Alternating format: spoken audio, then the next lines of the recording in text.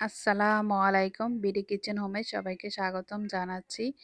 শীতের সকালে এরকম পাতলা খিচুড়ি থাকলে পুরো সকালটাই জমে যাবে। খুবই ভালো লাগে এরকম গরম গরম খিচুড়ি সকালবেলা খেতে। তো প্রথমে আমি খিচুড়িটা রান্না করার জন্য এখানে ফুলকপি, শিম এবং আলু নিয়েছি। তারপর নিয়েছি ১ কাপ চাল এবং ১ কাপ মসুর ডাল। তারপর দিচ্ছি কিছু কাঁচামরিচ, তারপর দিয়েছি একটি টমেটো, লবণ, হলুদের গুঁড়ো, মরিচের গুঁড়া, তারপর দিচ্ছি জিরার গুঁড়া, গরম মশলা গুঁড়া এবং খুবই সামান্য পরিমাণে জয়ত্রী গুঁড়া। তারপর দিয়েছি এলাচ, দারচিনি, তেজপাতা এবং ১ চামচ রসুন বাটা দিয়ে আমি গরম পানি দিচ্ছি। পুরো ১ পাতিল ভরিয়ে পাতিল ভর্তি করে দিয়ে দিবেন পানি।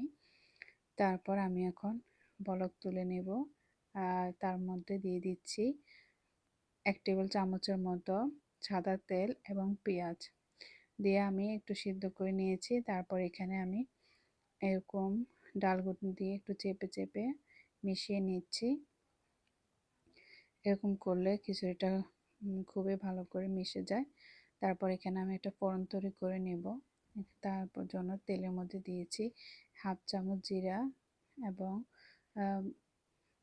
পেঁয়াজ, তারপর দিয়েছি 4টে শুকনো মরিচ এবং ধনিয়া পাতা দিয়ে ভালো করে একটু লাল করে ভেজে নেব। লাল করে ভেজে না হয়ে গেছে, আমি এখন খিচুড়ির মধ্যে দিয়ে দিচ্ছি ফোড়নটা। ফোড়নটা এভাবে দিলে খিচুড়িটা খেতে অনেক বেশি ভালো লাগে। তারপর আমি ফোড়নগুলোকে খিচুড়ির সাথে খুবই ভালো করে মিশিয়ে নেব।